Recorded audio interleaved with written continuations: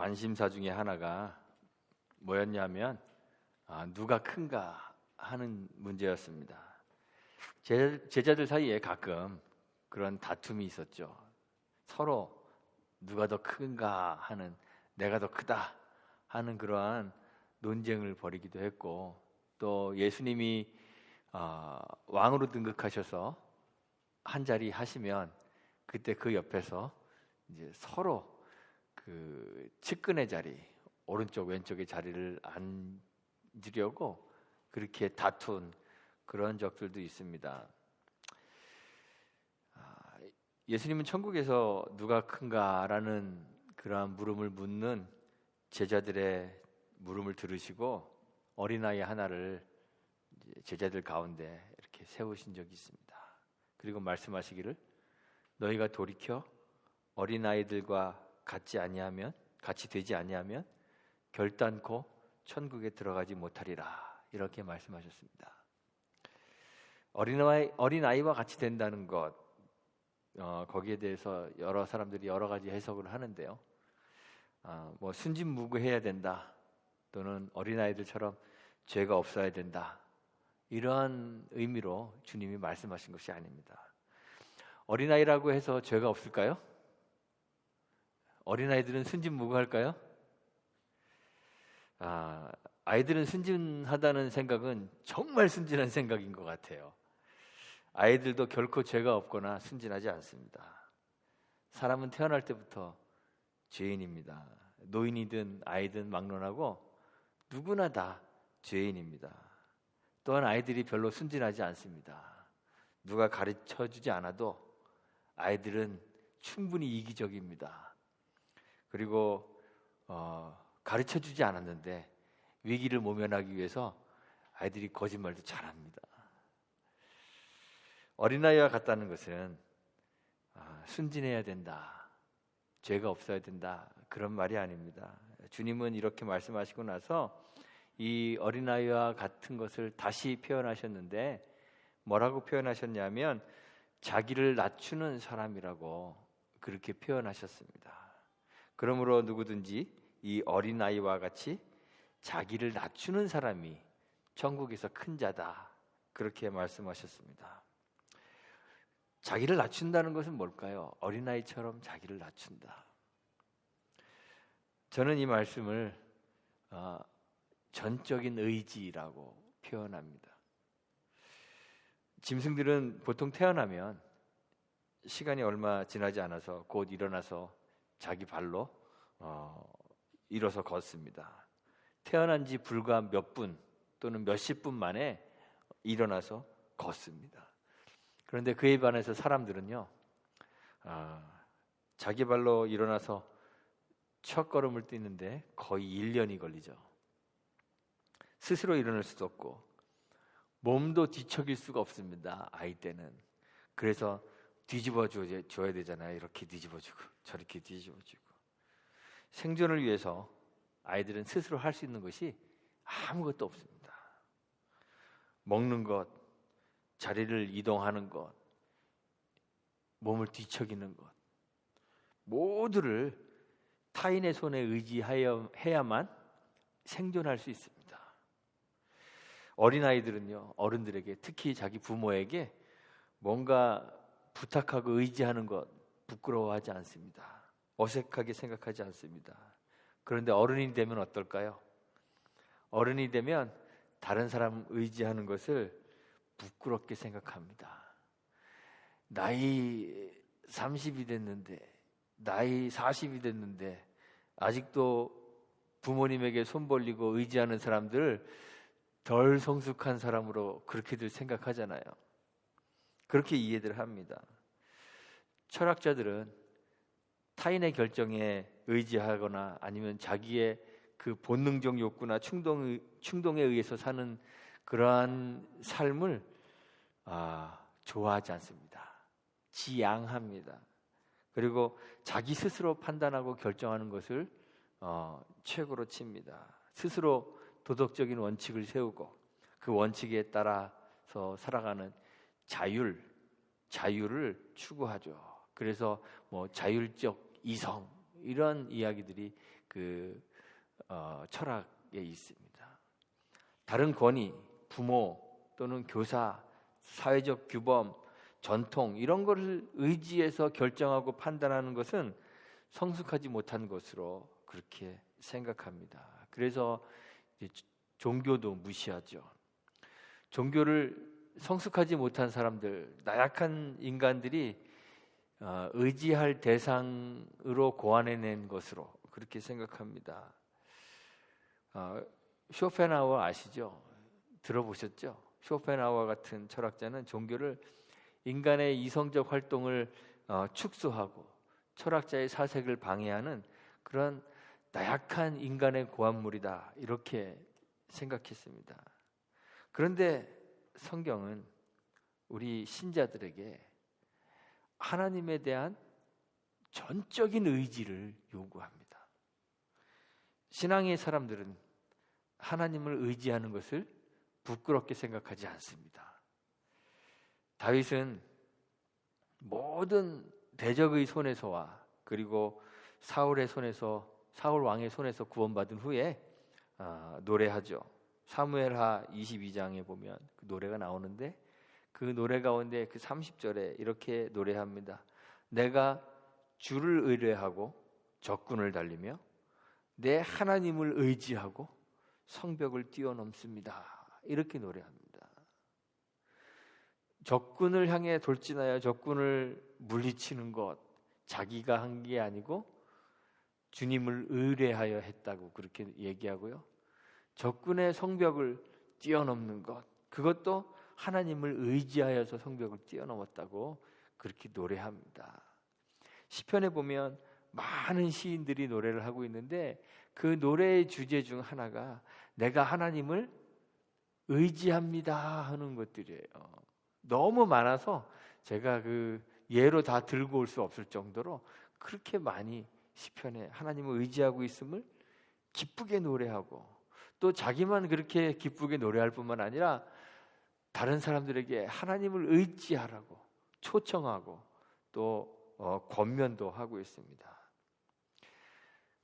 세상에서는 다른 것 의지하는 것을 나약한 인간의 모습으로 그렇게 이해하지만 성경은 여호와를 의지하라고 하나님을 전적으로 의지하라고 그렇게 초대합니다.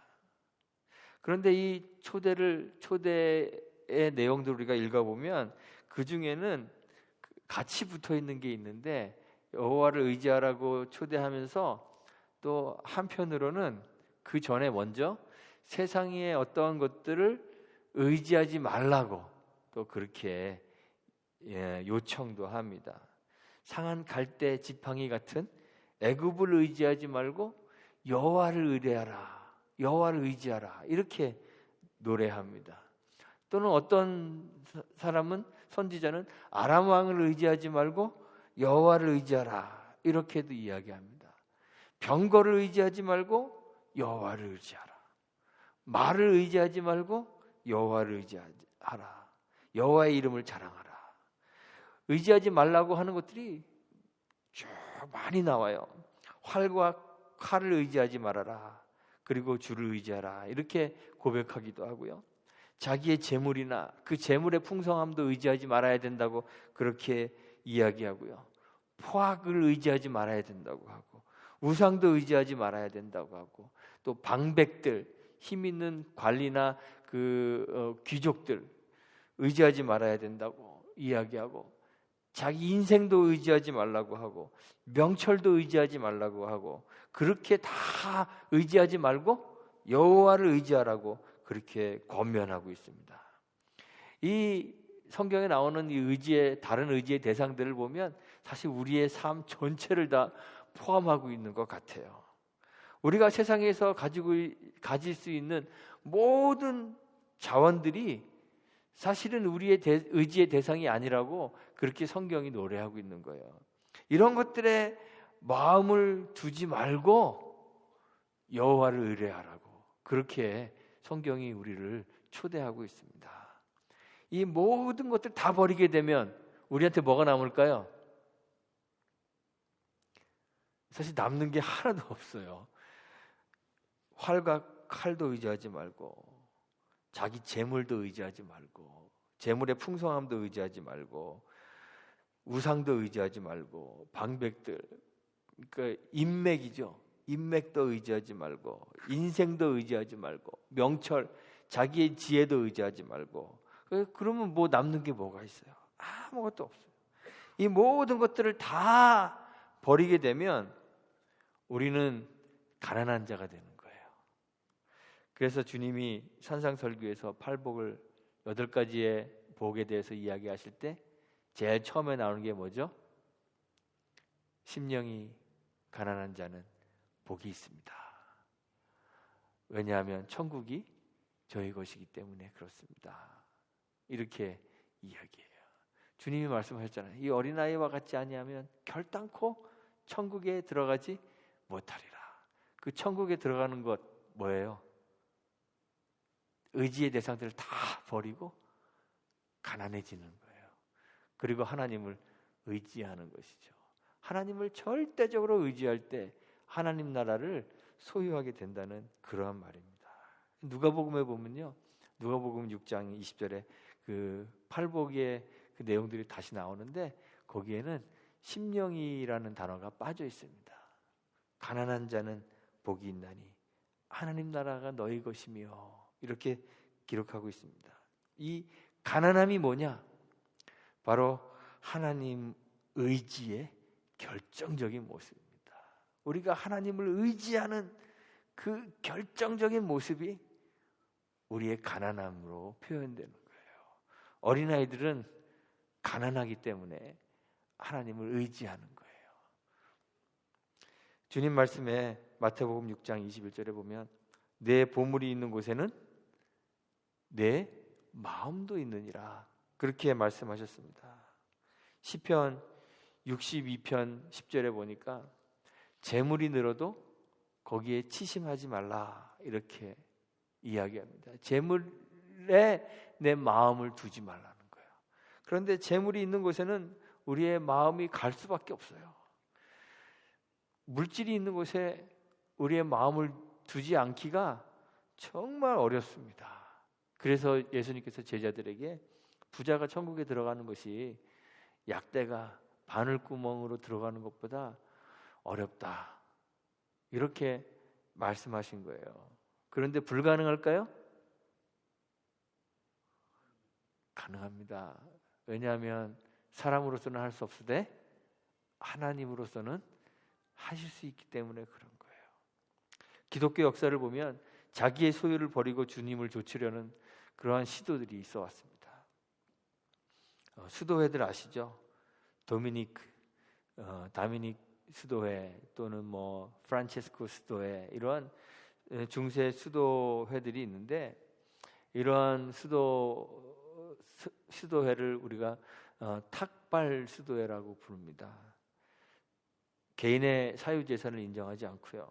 그래서 수도사들이 자기의 개인의 소유를 일체 가지지 않고 탁발, 구걸하는 거예요.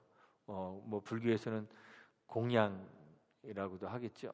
구걸하는 거. 구걸하여서 신앙생활을 합니다. 이 탁발한다는 것은 빌어먹는 것인데, 구걸하는 것인데, 이것은 단순히 무소유를 실천하는 것 이상의 의미가 있습니다.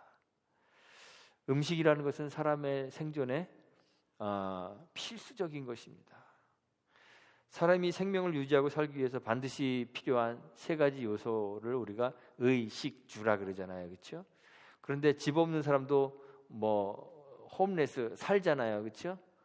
옷 없어도 벗고 사는 사람들도 있잖아요. 일부러 벗는 사람들도 있고, 없어서 벗는 사람도 있고, 벗고 사는 사람도 있습니다. 그런데 그 중에서 먹는 것은 안 먹으면 어떻게 돼요? 죽습니다. 의식주, 생존을 위해서 필수적인 그 의식주 중에서도 가장 기본이 되는 요소가 바로 먹는 거예요.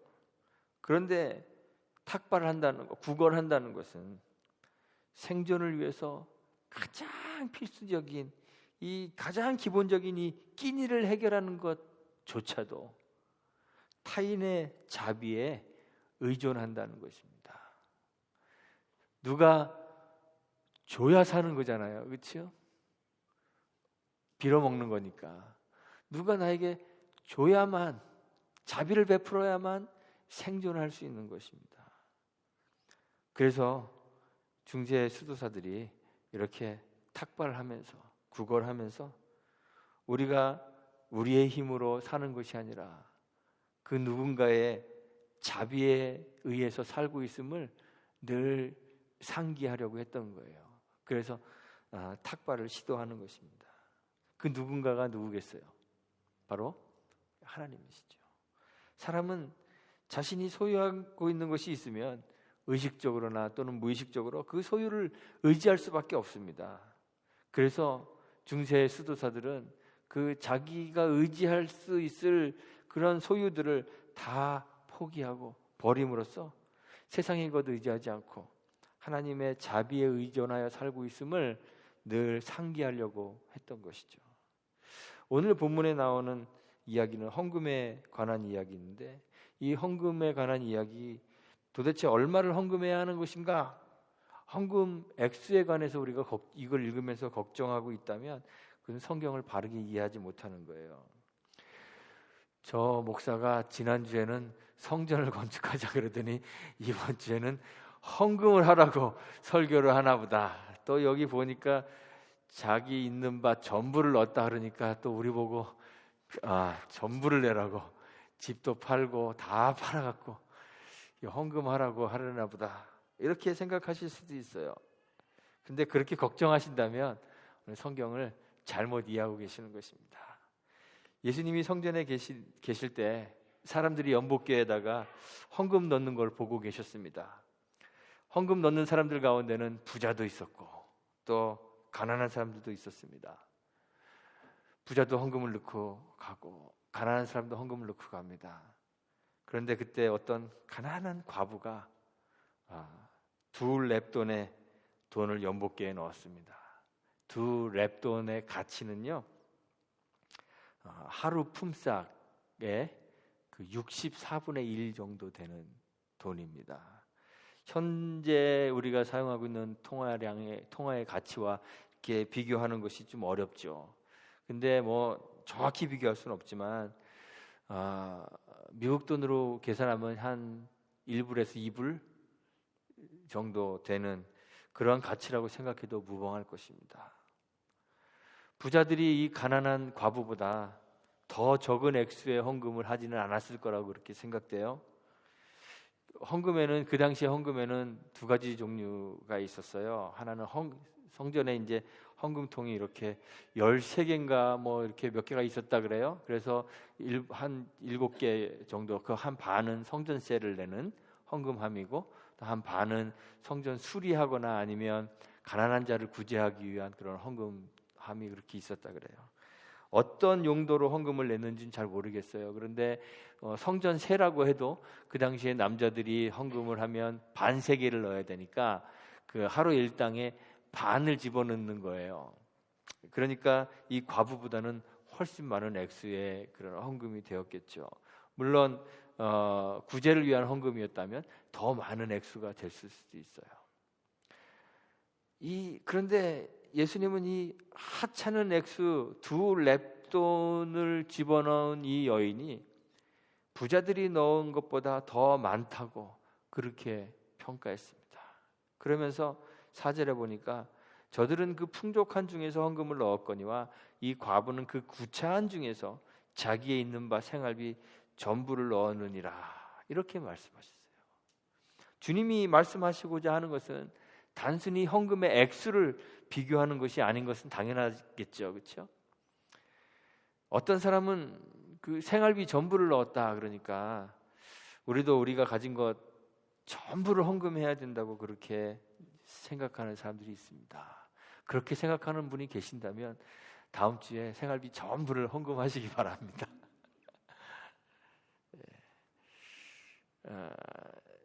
주님이 이 여인을 높이 평가한 것이 과부의 이 여인이 소유 전부를 드렸기 때문이므로 우리도 전부를 요구하고 계신다, 이렇게 해석하기도 합니다. 찬송가 가운데도 그런 찬송가 있잖아요.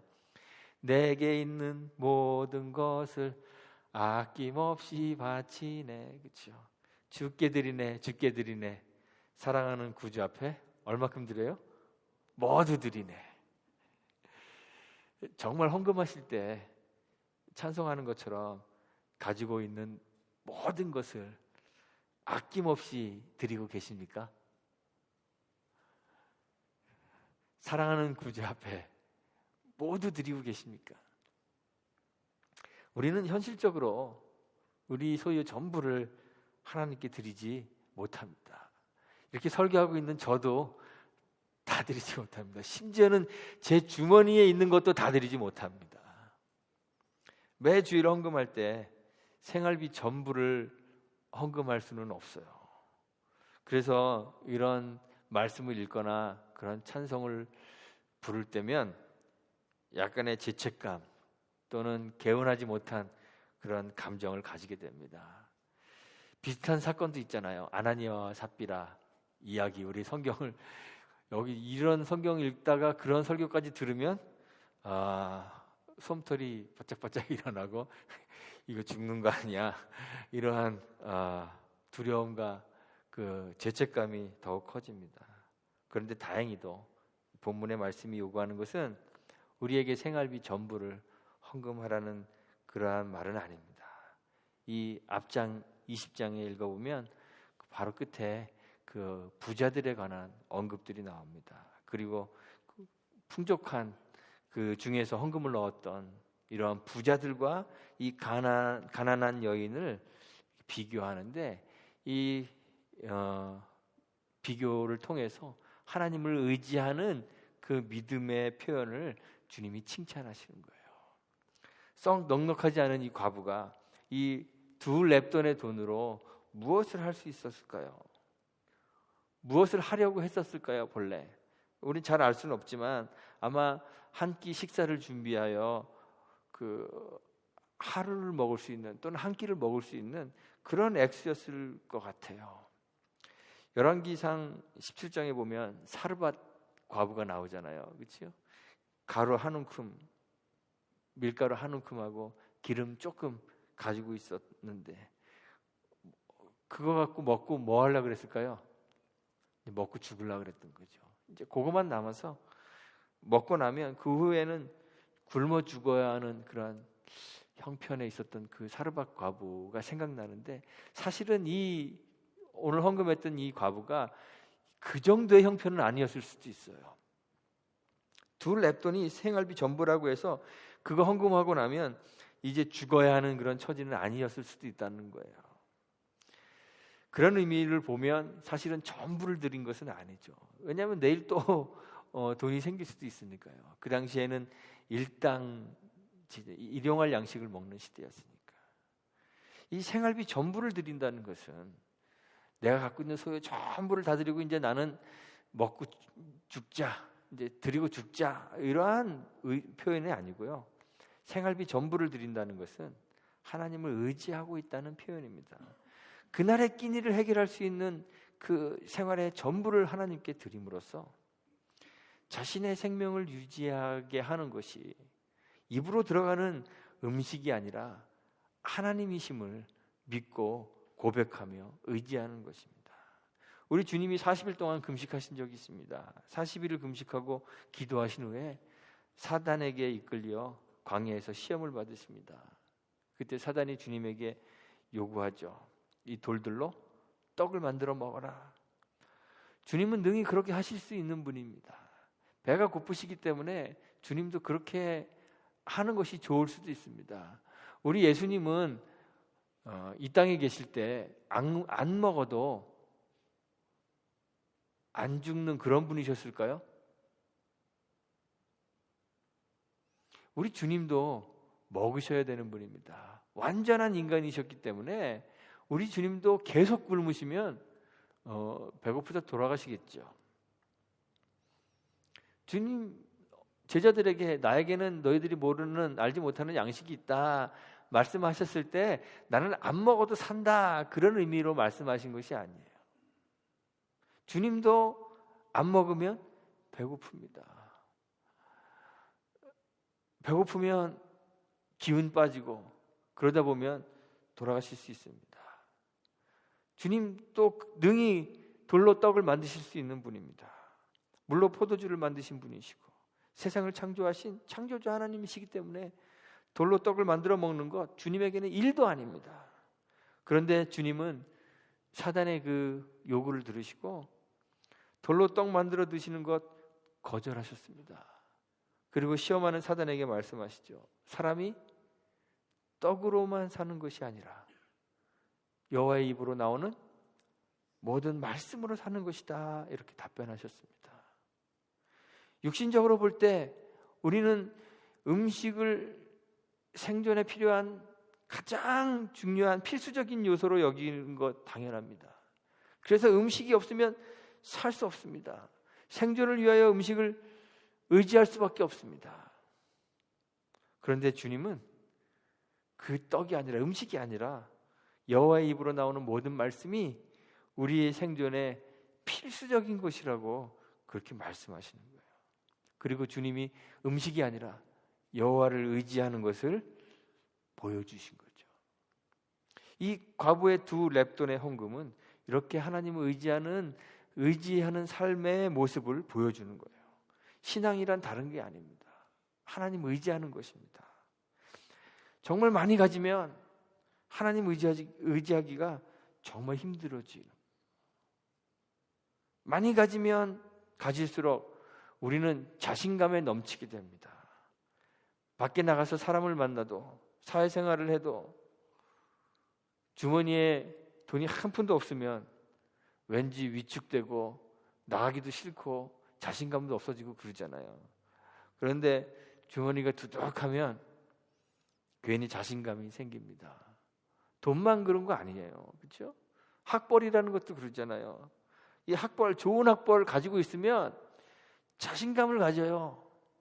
그래서 사람들은 엉터리로라도 무슨 박사학위 같은 거 받으려고 그렇게 하잖아요. 그래서 자격도 안 되는 그런 데 가서도 막 뭐 공부하는 둥 마는 둥 해서 무슨 박사학위 이렇게 받아갖고 오는 사람들이 있어요. 목사들 가운데도 그런 사람들이 있어갖고 속이 많이 상합니다. 저는 박사 아니에요. 심지어 어떤 사람들은 학력을 위조하고 학벌을 위조하고 사칭하는 사람들도 있어요. 왜 그럴까요?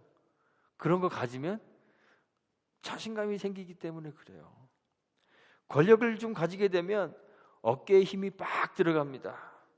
그 권력을 휘둘러서 이익을 얻으려고 합니다.